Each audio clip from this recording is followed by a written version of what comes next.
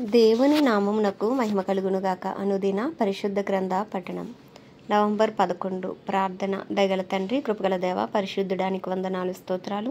నీ కృపలో జ్ఞాపకం చేసుకుని మరి ఒక నూతన దినము మా జీవితాల్లో ప్రవేశపెట్టారు. మీకు వందనాలు. ఈ దినం వాక్యము ద్వారా మాతో మాట్లాడండి ప్రభువా. వాక్యం వినిచుండగా వినిన వాక్యం మా హృదయాల్లో ఫలింపచేయండి. వాక్యానుసారంగా జీవించడానికి నీ కృపను దయచేయమని యేసుక్రీస్తు అతి పరిశుద్ధ నామంలో అడిగి వేడుకొనుచున్నాం మా పరమ తండ్రి. ఆమేన్. అపోస్తలుల కార్యములు 7-8 అధ్యాయములు. 7వ అధ్యాయము. ప్రధాన యాజకుడు ఈ మాటలు నిజమేనా అని అడిగాను. అందుకు స్టెఫను చెప్పినదేమనగా, సహోదరులారా, తండ్రులారా, వినుడి. మన పితరుడైన అబ్రహాము హారానులో కాపురం ఉండక మునుపు మెసొపొతేమియాలో ఉన్నప్పుడు మహిమగల దేవుడు అతనికి ప్రత్యక్షమై, నీవు నీ దేశమును నీ స్వజనమును విడిచి బయలుదేరి నేను నీకు చూపింపబో దేశమునకు రమ్మని అతనితో చెప్పాను. అప్పుడు అతడు కల్దీల దేశమును విడిచిపోయి హారానులో కాపురం ఉండెను. అతని తండ్రి చనిపోయిన తర్వాత అక్కడ నుండి మీరిప్పుడు కాపురమున్న ఈ దేశమందు నివసించుటకై దేవుడు అతని తీసుకుని వచ్చాను. ఆయన ఇందులో అతనికి పాదము పట్టినంత భూమినైనను స్వాస్యముగా ఇయ్యక, అతనికి కుమారుడు లేనప్పుడు అతని తర్వాత అతని సంతానమునకును దీనిని స్వాధీనపరుతునని అతనికి వాగ్దానం చేశాను. అయితే దేవుడు అతని సంతానమును అన్య దేశమందు పరవాసులగుదురనియు, ఆ దేశస్థులు 100 సంవత్సరములు మట్టుకు వారిని దాస్యమునకు లోపరుచుకొని బాధ పెట్టుదురనియు చెప్పాను. మరియు దేవుడు ఏ జనమునకు వారు దాసులై ఉందరో ఆ జనమును నేను విమర్శ చేయుదురనియు, ఆ తర్వాత వారు వచ్చి ఈ చోటను నన్ను సేవింతురనియు చెప్పాను. మరియు ఆయన సున్నతి విషయమైన నిబంధన అతనికి అనుగ్రహించెను. అతడు ఇస్సాకును కని ఆ నిబంధన చొప్పున 8వ దినమందు అతనికి సున్నతి చేశాను. ఇస్సాకు యాకోబును, యాకోబు 12 గోత్రకర్తలను కని వారికి సున్నతి చేసిరి. ఆ గోత్రకర్తలు మత్సరపడి యోసేపును ఐగుప్తులోనికి పోవుటకు అమ్మివేసిరి. గాని దేవుడు అతనికి తోడై ఉండి అతని శ్రమలన్నిటిలో నుండి తప్పించి దయను జ్ఞానమును ఐగుప్తు రాజైన ఫరో ఎదుట అతనికి అనుగ్రహించినందున ఫరో ఐగుప్తునకును తన ఇంటికి అంతటికిని అతనిని అధిపతిగా నియమించెను. తరువాత ఐగుప్తు దేశమంతటికిని కనాను దేశమంతటికిని కరువును బహుశ్రమయు వచ్చెను గనక మన పితరులకు ఆహారం లేకపోయాను. ఐగుప్తులో ధాన్యము కలదని యాకోబు విని మన పితరులను అక్కడికి మొదటిసారి పంపెను. వారు రెండోసారి వచ్చినప్పుడు యోసేపు తన అన్నదమ్ములకు తను తెలియజేసుకొనెను. అప్పుడు యోసేపు యొక్క వంశము ఫరోకు తెలియవచ్చెను. యోసేపు తన తండ్రి అయిన యాకోబును తన స్వజనులందరినీ పిలువనంపెను. వారు 75. యాకోబు ఐగుప్తునకు వెళ్ళెను. అక్కడ అతడును మన పితరులను చనిపోయి అక్కడ నుండి షెకెమునకు తేబడి షెకెములో హామోరు కుమారుల యొద్ద అబ్రహాము వెల ఇచ్చి కొనిన సమాధిలో ఉంచబడిరి. అయితే దేవుడు అబ్రహామునకు అనుగ్రహించిన వాగ్దాన కాలము సమీపించిన కొలది ప్రజల ఐగుప్తులో విస్తారముగా వృద్ధి పొందిరి. తుదకు యోసేపును ఎరుగని వేరొక రాజు ఐగుప్తును ఏలనారంభించెను. ఇతడు మన వంశస్థుల ఎడల కపటముగా ప్రవర్తించి తమ శిశువులు బ్రతకకుండా వారిని బయట పారవేయవలనని మన పితరులను బాధ పెట్టెను. ఆ కాలమందు మోషే పుట్టెను. అతడు దివ్య సుందరుడై తన తండ్రి ఇంట 3 నెలలు పెంచబడెను. తర్వాత అతడు బయట పారవేయబడినప్పుడు ఫరో కుమార్తె అతనిని తీసుకుని తన కుమారునిగా పెంచుకొనెను. మోషే ఐగుప్తీయుల సకల విద్యలను అభ్యసించి మాటలందును కార్యములందును ప్రవీణుడై ఉండెను. అతనికి 40 ఏండ్లు నిండ వచ్చినప్పుడు ఇశ్రాయేలీయులైన తన సహోదరులను చూడవలనని బుద్ధి పుట్టెను. అప్పుడు వారిలో ఒకడు అన్యాయం అనుభవించుట అతడు చూచి వానిని రక్షించి బాధపడిన వాని పక్షమున ఐగుప్తీయుని చంపి ప్రతీకారము చేసెను. తన ద్వారా తన సహోదరులకు దేవుడు రక్షణ దయచేయుచున్న సంగతి వారు గ్రహింతురని అతడు తలంచెను గాని వారు గ్రహింపరైరి. మరునాడు 2 పోట్లాడుచుండగా అతడు వారిని చూచి, అయ్యలారా, మీరు సహోదరులు, మీరు ఎందుకు ఒకరినొకడు అన్యాయం చేసుకొనిచున్నారని చెప్పి వారిని సమాధానపరిచి చూచెను. అయినను తన పొరుగువానికి అన్యాయం చేసిన వాడు మా మీద అధికారినిగాను తీర్పరినిగాను నిన్ను నియమించిన వాడెవడు? నీవు నిన్న ఐగుప్తిని చంపినట్టు నన్నును చంపదలిచున్నావా అని అతనిని త్రోసివేశను. మోషే ఆ మాట విని పారిపోయి మిద్యాను దేశంలో పరదేశి అయ్యుండి అక్కడ 2 కుమారులను కనెను. 40 ఏండ్లైన పిమ్మట సీనాయి పర్వత అరణ్యమందు ఒక పొదలోని అగ్నిజ్వాలలలో ఒక దేవదూత అతనికి అగపడెను. మోషే చూసి ఆ దర్శనమునకు ఆశ్చర్యపడి దాన్ని నిదానించి చూచుటకు దగ్గరకు రాగా, నేను నీ పితరుల దేవుడను, అబ్రహాము ఇస్సాకు యాకోబుల దేవుడను అని ప్రభువు వాక్కు వినబడెను గనక మోషే వణకి నిదానించి చూచుటకు తెగింపలేదు. అందుకు ప్రభువు, నీ చెప్పులు విడువము, నీవు నిలిచియున్న చోటు పరిశుద్ధ భూమి. ఐగుప్తులో ఉన్న నా ప్రజల దురవస్థను నేను నిదానించి చూచి తిని వారి మూలుగు వింటిని వారిని విడిపించుటకు దిగివచ్చి ఉన్నాను. రమ్ము, నేనిప్పుడు నిన్ను ఐగుప్తునకు పంపుదునని అతనితో చెప్పాను. అధికారినిగాను తీర్పరినిగాను నిన్ను నియమించిన వాడెవడని వారు నిరాకరించిన ఈ మోషేను అతనికి పొదలో కనపడిన దేవదూత ద్వారా దేవుడు అధికారినిగాను విమోచకునిగాను నియమించి పంపెను. ఇతడు ఐగుప్తులోను ఎర్ర సముద్రములోను 40 ఏండ్ల అరణ్యములోను మహత్కార్యములను సూచక్రియలను చేసి వారిని తోడుకుని వచ్చాను. నా వంటి ఒక ప్రవర్తనను దేవుడు మీ సహోదరుల్లో మీకు పుట్టించిన ఇశ్రాయేలీలతో చెప్పిన మోషే ఇతడే.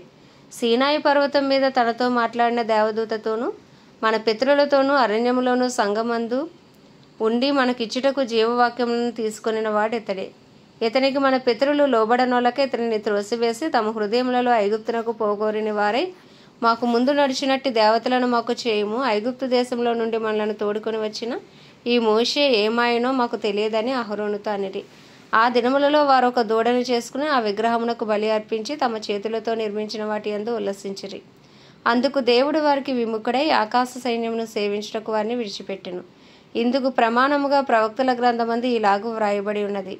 ఇశ్రాయేలు ఇంటి వారులారా, మీరు అరణ్యంలో 40 ఏండ్లు బలిపశువులను అర్పణములను నాకు అర్పించితిరా? మీరు పూజించుటకు చేసుకొనిన ప్రతిమలైన మొలోకు గుడారమును రొంఫాయను దేవత యొక్క నక్షత్రమును మోసుకుని పోతురు గనుక బబులోను ఆవలికి మిమ్మును కొనిపోయేదను. అతడు చూచిన మాదిరి చెప్పున దాన్ని చేయవలనని మోషేతో చెప్పినవాడు ఆజ్ఞాపించిన ప్రకారము సాక్ష్యపు గుడారము అరణ్యములో మన పితరుల యొద్ద ఉండెను. మన పితరులు తమ పెద్దల చేత దాన్ని తీసుకొనిన వారై దేవుడు తమ ఎదుట నుండి వెళ్ళగొట్టిన జనములను వారు స్వాధీనపరచుకున్నప్పుడు యెహోషువతో కూడా ఈ దేశంలోనికి దానిని తీసుకుని వచ్చిరి. అది దావీదు దినముల వరకు ఉండెను. అతడు దేవుని దయ పొంది యాకోబు యొక్క దేవుని నివాస స్థలమును కట్టగోరెను. అయితే సొలొమోను ఆయన కొరకు మందిరము కట్టించెను. అయినను ఆకాశము నా సింహాసనము, భూమి నా పాదపీఠము, మీరు నా కొరకు ఎలాంటి మందిరము కట్టుదురు? నా విశ్రాంతి స్థలమేది? ఇవన్నీ నా హస్తకృతములు కావా అని ప్రభు చెప్పుచున్నాడు అని ప్రవక్త పలికిన ప్రకారము సర్వోన్నతుడు హస్తకృతాలయములలో నివసింపడు. ముష్కరులారా, హృదయములను చెవులను దేవుని వాక్యమునకు లోపరచనొల్లని వారలారా, మీ పితరుల వలె మీరు ఎల్లప్పుడూ పరిశుద్ధాత్మను ఎదిరించుచున్నారు. మీ పితరుల ప్రవక్తలలో ఎవరిని హింసింపకయుండిరి. ఆ నీతిమంతుని రాకను గూర్చి ముందు తెలిపిన వారిని చంపిరి. ఆయనను మీరు ఇప్పుడు అప్పగించి హత్య చేసిన వారైతిరి. దేవదూతల ద్వారా నియమింపబడిన ధర్మశాస్త్రమును మీరు పొందితిరి గాని దాన్ని గైకొనలేదని చెప్పాను. వారి ఈ మాటలు విని కోపముతో మండిపడి అతనిని చూచి పండ్లు కొరికిరి. అయితే అతడు పరిశుద్ధాత్మతో నిండుకొనిన వాడే ఆకాశం వైపు తేరి చూచి దేవుని మహిమను యేసుదేవుని కుడిపార్శ్వమందు నిలిచి ఉండుటను చూచి ఆకాశము తెరవబడటయు మనిషి కుమారుడు దేవుని కుడిపార్శ్వమందు నిలిచి ఉండుటయు చూచుచున్నానని చెప్పాను. అప్పుడు వారు పెద్ద కేకలు వేసి చెవులు మూసుకుని ఏకముగా అతని మీద పడి పట్టణపు వెలుపలికి అతనిని వెళ్ళగొట్టి రాళ్ళు రువ్వి చంపిరి. సాక్షులు సౌలు అన్ను యవనుని పాదముల యొద్ద తమ వస్త్రములు పెట్టిరి. ప్రభువును గూర్చి మొరపెట్టుచు, యేసు ప్రభువా, నా ఆత్మను చేర్చుకొనమని స్టెఫను పలుకుచుండగా వారు అతనిని రాళ్లతో కొట్టిరి. అతడు మోకాళ్ళూని, ప్రభువా, వారి మీద ఈ పాపం మోపకమని గొప్ప శబ్దముతో పలికెను. ఈ మాట పలికి నిద్రించెను. సౌలు అతని చావునకు సమ్మతించెను. 8వ అధ్యాయం. ఆ కాలమందు యెరూషలేములోను సంఘమునకు గొప్ప హింస కలిగినందున అపోస్తలులు తప్ప అందరూ యూదయ సమరయ దేశములందు చెదిరిపోయిరి. భక్తిగల మనుషులు స్టెఫనును సమాధి చేసి అతనిని గూర్చి బహుగా ప్రలాపించిరి. సౌలైతే ఇంటింటా జొచ్చి పురుషులను స్త్రీలను ఈడ్చుకొని పోయి చెరసాల్లో వేయించి సంఘమును పాడు చేయుచుండెను. కాబట్టి చెదిరిపోయిన వారు సువార్త వాక్యమును ప్రకటించుచు సంచారం చేసిరి. అప్పుడు ఫిలిప్పు సమరయ పట్టణము వరకును వెళ్ళి క్రీస్తును వారికి ప్రకటించుచుండెను.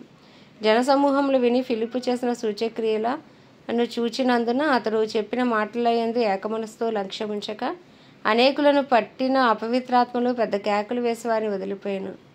పక్షవాయువు గలవారును కుంటివారును అనేకులు స్వస్థత పొందిరి. అందుకు ఆ పట్టణంలో మిగిలిన సంతోషం కలిగెను. సీమోనను ఒక మనుషుడు లోగడ పట్టణంలో గారడీ చేయుచు తానెవడో ఒక గొప్పవాడని చెప్పుకొనుచు సమరయ జనులను విభ్రాంతిపరచుచుండెను.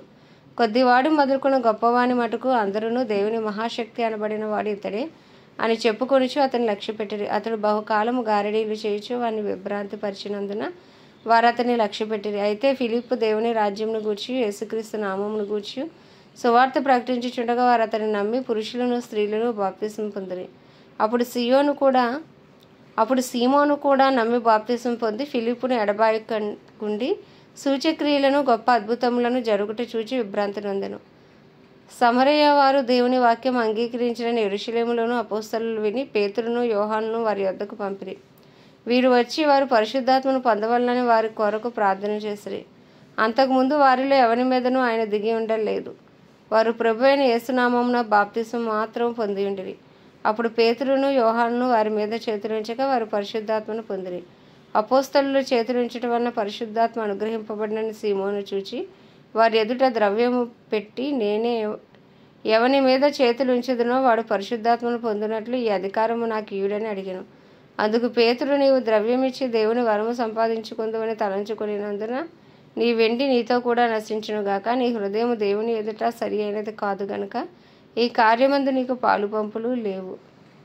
కాబట్టి నీ చెడుతనం మానుకుని మారుమనసునందు ప్రభువును వేడుకొనుము. ఒకవేళ నీ హృదయాలోచన క్షమింపబడవచ్చును. నీవు ఘోర దుష్టత్వములోను దుర్నీతి బంధకములలోనూ ఉన్నట్టు నాకు కనబడుచున్నదని చెప్పాను. అందుకు సీమోను, మీరు చెప్పిన వాటిలో ఏదియూ నా మీదకి రాకుండా మీరే నా కొరకు ప్రభువును వేడుకొనుడని చెప్పాను. అంతటా వారు సాక్ష్యమిచ్చుచు ప్రభువు వాక్యం బోధించి యెరూషలేమునకు తిరిగి వెళ్ళుచు సమరయలో అనేక గ్రామముల్లో సువార్త ప్రకటించుచు వచ్చిరి.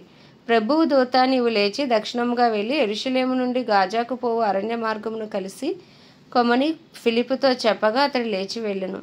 అప్పుడు ఇథియోపియుల రాణి అయిన కందాకే క్రింద మంత్రి అయి ఆమె యొక్క ధనాగారం అంతటి మీదనున్న ఇథియోపియుడైన నపుంసకుడు ఆరాధించుటకు యెరూషలేమునకు వచ్చి ఉండెను.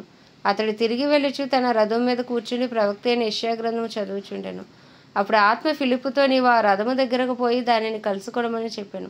ఫిలిప్పు దగ్గరకు పరిగెత్తుకొని పోయి అతడు ప్రవక్త అయిన యెషయా గ్రంథము చదువుచుండగా విని, నీవు చదువునది గ్రహించుచున్నావా అని అడుగగా, అతడు ఎవడైనాను నాకు త్రోవ చూపకుంటే ఎలాగూ గ్రహింపగలనని చెప్పి రథం ఎక్కి తనతో కూర్చుండమని ఫిలిప్పును వేడుకొనెను. అతడు లేఖనమందు చదువుచున్న భాగమేదనగా, ఆయన గొర్రె వల్లే వదకు తేబడును, బొచ్చు కత్తిరించి వాని ఎదుట గొర్రెపిల్ల ఎలాగూ మౌనముగా ఉండునో అలాగే ఆయన నోరు తెరవకుండెను. ఆయన దీనత్వమును బట్టి ఆయనకు న్యాయ విమర్శ దొరకకపోయేను. ఆయన సంతానమును ఎవరు వివరింతురు? ఆయన జీవం భూమి మీద నుండి తీసివేయబడినది. అప్పుడు నపుంసకుడైన ప్రవక్త ఎవని గూర్చి ఇలాగూ చెప్పుచున్నాడు? తన్ను గూర్చియా వేరొకను గూర్చియా? దయచేసి నాకు తెలుపమని ఫిలిప్పును అడిగినందుకు ఫిలిప్పు నోరు తెరిచి ఆ లేఖనమును అనుసరించి అతనికి యేసును గూర్చిన సువార్త ప్రకటించెను. వారు త్రోవలో వెళ్ళుచుండగా నీళ్లున్న ఒక చోటికి వచ్చినప్పుడు నపుంసకుడు, ఇదిగో నీళ్లు, నాకు బాప్తీసం ఇచ్చుటకు ఆటంకమేమని అడిగి రథము నిలుపుమని ఆజ్ఞాపించెను. ఫిలిప్పు నపుంసకుడు ఇద్దరును నీళ్ళలోనికి దిగిరి. అంతటి ఫిలిప్పు అతనికి బాప్తీసం ఇచ్చెను. వారు నీళ్లలో నుండి వెడలి వచ్చినప్పుడు ప్రభువు ఆత్మ ఫిలిప్పును కొనిపోయాను. నపుంసకుడు సంతోషించుచు తన త్రోవను వెళ్ళాను. అతడు ఫిలిప్పును మరి ఎన్నడూనూ చూడలేదు. అయితే ఫిలిప్పు అజౌతులో కనబడెను. అక్కడ నుండి కైసరియాకు వచ్చే వరకు అతడు పట్టణములన్నిటిలో సంచరించుచు సువార్త ప్రకటించుచు వచ్చెను. ఆమేన్. దేవుడి పరిశుద్ధ వాక్యం మన వినికిడిలో దీవించును గాక. ప్రార్థన. దయగల తండ్రి, కృపగల దేవ, పరిశుద్ధుడానికి వందనాలు, స్తోత్రాలు. జీవాధిపతి, న్యాయాధిపతి, మృత్యుంజయుడా, మహాగణుడా, మహిమా ఘనతకు అర్హుడా, యోగ్యుడా, పూజ్యుడా, కృపను చూపుటకు ఐశ్వర్యవంతుడా, నీకు వందనాలు, స్తోత్రాలు, స్తుతులు చెల్లించుకుంటున్నాం ప్రభువా. మా అపరాధములు, మా దోషములు, మా అతిక్రమములు, మా పాపములు అయ్యా తండ్రి నీ సన్నిధిలో ఒప్పుకొనిచున్నాము. నీ రక్తంతో మమ్మల్ని కడగండి, పరిశుద్ధపరచండి, పవిత్రపరచండి అయ్యా. మానవ మాత్రులము, మట్టి గట్టాలం ప్రభువా. ఎందుకు నాయన పనికిరాని వారమైనప్పటికీ కేవలం నీ ఉచితమైన కృపను బట్టి అయ్యా, నీ పరిశుద్ధ రక్తంతో నాయన మమ్మల్ని కొనిన విధానం బట్టి అయ్యా, మమ్మల్ని మా పాపంని వేసుకుని మీ నీతిని మాకు ఇచ్చిన విధమును బట్టి నీకు వందనాలు, స్తోత్రాలు చెల్లించుకుంటూ అయ్యా తండ్రి నాయన మా అనుదిన అపరాధములు దయతో నీ పరిశుద్ధ రక్తంతో ఇంకను కడిగి శుద్ధీకరించమని వేడుకుంటున్నాం. అయ్యా తండ్రి నాయన మా కుటుంబస్తుల పాపం సైతం దయతో క్షమించండి. మా ఇరుగు పొరుగు, మా పట్టణాన్ని, మా బంధువులు, మా స్నేహితులందరినీ మీరు జ్ఞాపకం చేసుకోండి. రక్షణార్థమైన కృపను విస్తరింపచేసి నీ సన్నిధి కాంతిని ప్రకాశింపచేయండి. అయ్యా తండ్రి, ఏ ఒక్క ఆత్మ నశించిపోవటం నీ చిత్తము కాదన్నావు ప్రభా. అందరూ అంతటా రక్షించబడి ఉండాలని నిశ్చయించి ఉన్నానన్నావు. అందరూ అనుభవ జ్ఞానం గలవారే ఉండాలని నిశ్చయించి ఉన్నానన్నావు. నీ చిత్తము జరగాలయ్యా, నీ రాజ్యం రావాలి అయ్యా, నీ కృప విస్తరించబడునుగా కానీ ప్రార్థిస్తున్నాం. దైవజనులందరి కొరకు ప్రార్థిస్తున్నాం. ధైర్యంతో వాక్యంను బోధించి అనుకూల సమయంలో వారికి అనుగ్రహించండి. వారి రాకపోకలని కాపుదల భద్రత ఉంచండి. వారిని, వారి కుటుంబాలని రక్త ప్రోక్షణ కింద ఉంచండి అయ్యా తండ్రి నాయన నీకు వందనాలు. క్రైస్తవులందరినీ జ్ఞాపకం చేసుకోండి. డినామినేషన్స్ భేదం తొలగించండి అయ్యా. అందరూ ఏకతాటిపైకి వచ్చే కృపను దయచేయండి. ఏకాత్మ ఏక మనసు దయచేయండి అయ్యా. నీ కృప కలుగును గాక అని ప్రార్థిస్తున్నాం. సార్వత్రిక సంఘాన్ని ఏకం చేయమని ప్రార్థిస్తున్నాం. బుద్ధి కలిగిన కన్యకల వలె సార్వత్రిక సంఘము సిద్ధపడినట్లు నీ కృపను దయచేయండి అయ్యా తండ్రి. కడవరి వానాకాలంలో వర్షములు దయచేస్తానని వాగ్దానం నెరవేర్చండి.